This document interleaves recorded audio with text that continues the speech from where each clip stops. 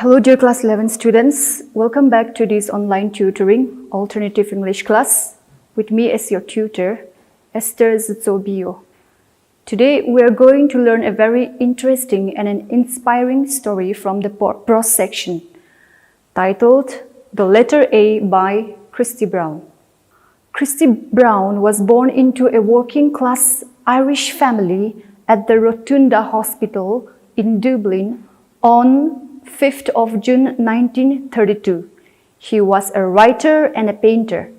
Brown was someone who was suffering from cerebral palsy.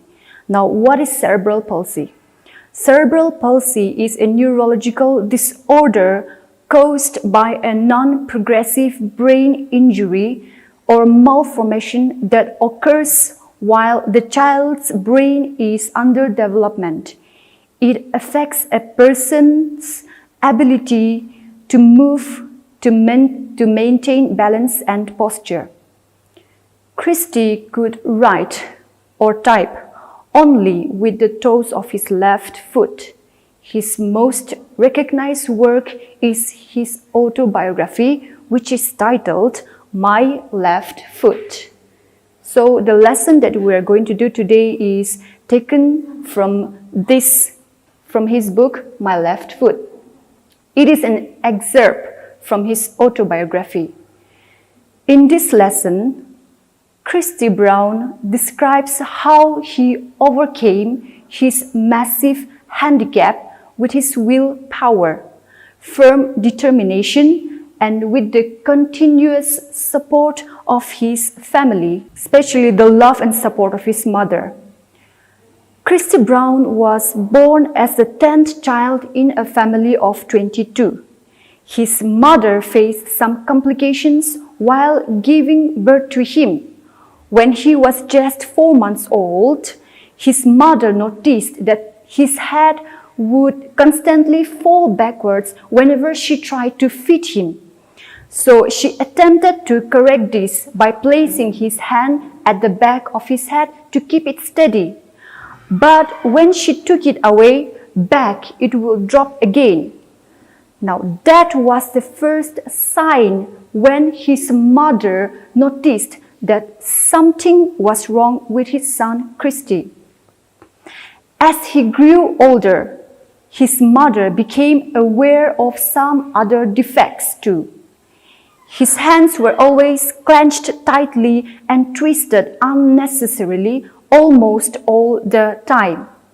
He could not even hold the nipple of the bottle because he could not freely open or close his mouth. At 6 months, he could not sit without having a mountain of pillows around him. At 12 months, it was the same. All these signs alerted his mother. So, his mother was very worried by this. Therefore, she consulted doctors. Now, almost all the doctors who examined Christy labeled him a very interesting but also a hopeless case. Many others told her that his son Christy was mentally and physically defective and would remain so.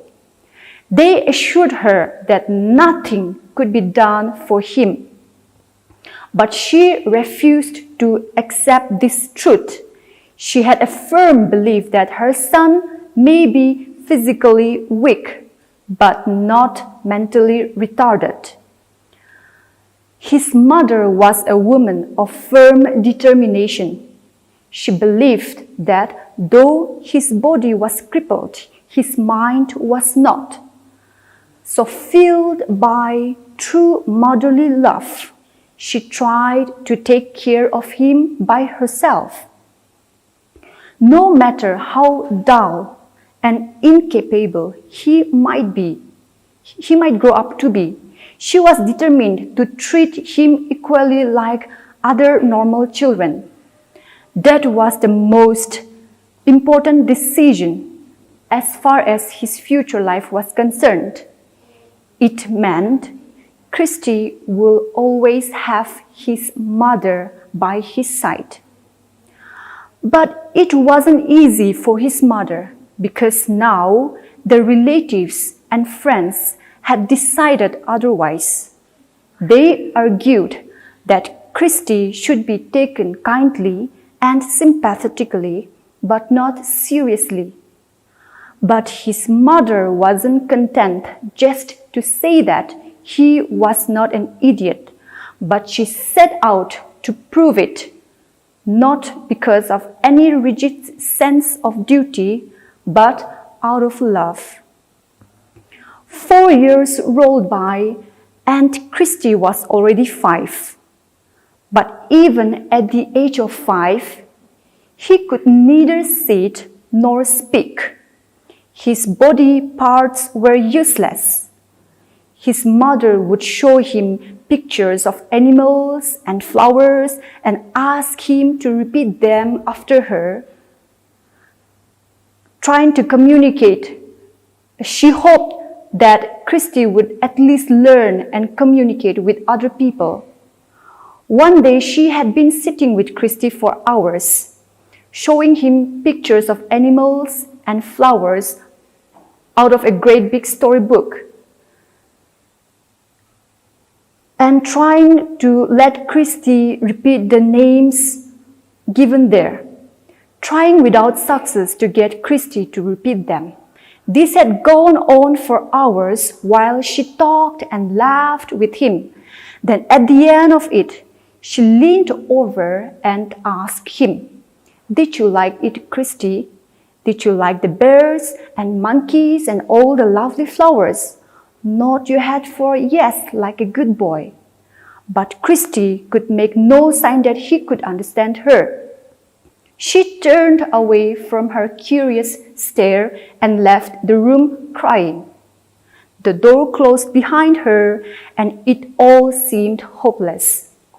Now they spoke of an institution, a place where people with special needs are taken care of. "Never," said his mother, almost fiercely, when this was suggested to her. She firmly denied them, saying, "I know my boy is not an idiot. It is his body that is crippled, not his mind, and I am sure of that." Yet inwardly she prayed God would give her some proof of her faith. Christy was already 5 and still showed no sign of intelligence. He showed no apparent interest in things, except with his toes, especially those of his left foot. Though Christy was always surrounded by his family that loved and hoped for him, yet he was lonely, imprisoned in a world of his own, unable to communicate with others, separated from people, as though a glass wall stood between him and them. Then suddenly it happened. A moment that changed his life completely. It was the afternoon of a cold, grey December day. The whole family were gathered round a big kitchen fire. In a corner, his brother and sister were sitting, huddled together, and they were writing little sums on an old chipped slate, using a bright piece of yellow chalk. Christy was sitting close to them. He was watching them. He was staring at what they were doing. Then what happened? The yellow piece of chalk attracted him so much. Christy was so fascinated by the yellow piece of chalk. It appeared to him as if it had been a stick of gold. Suddenly, he desperately wanted to use the chalk.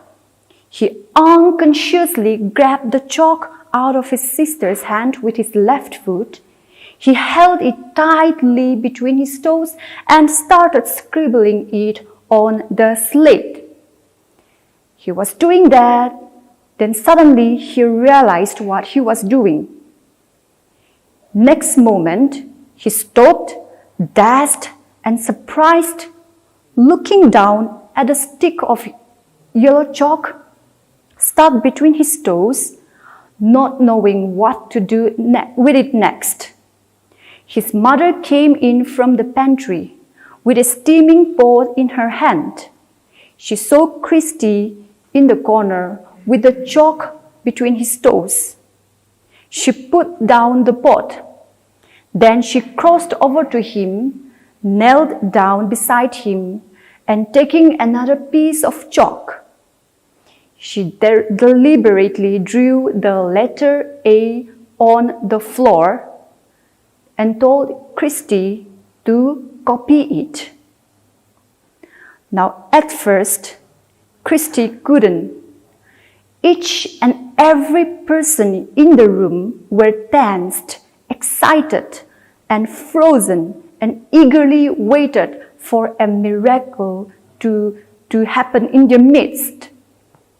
Now, Christy put out his foot, made a wild, jerking step with the chalk, which produced a very crooked line. His mother held the slate steady for him and said, "Try again, Chris, try again." He felt overwhelmed when his mother encouraged him. And he tried again and drew two sides of the letter. By the time the chalk broke out, he wanted to give up and throw away the chalk. But due to his mother's encouragement, he gathered his strength to write. Out went his foot again. He shook, he sweated, and strained every muscle. But slowly he drew it, the letter A. There it was on the floor. Before him, it looked shaky with awkward wobbly sides and a very uneven center line, but it was the letter A. When he wrote the letter A, his father stooped and hoisted him onto his shoulder because he was so proud of his son. His mother knew that it was a sign of intelligence and not just an imitative gesture, because Christy had done it with intense effort. So tears rolled out of her eyes. This had opened his road to mental freedom. He could express his desires and thoughts through words. Thus, he was able to break the wall between him and the other people. So writing the letter A was like a new beginning for him. So that's the end of the brief summary of the lesson. Now we'll be doing a character analysis of Christy's mother.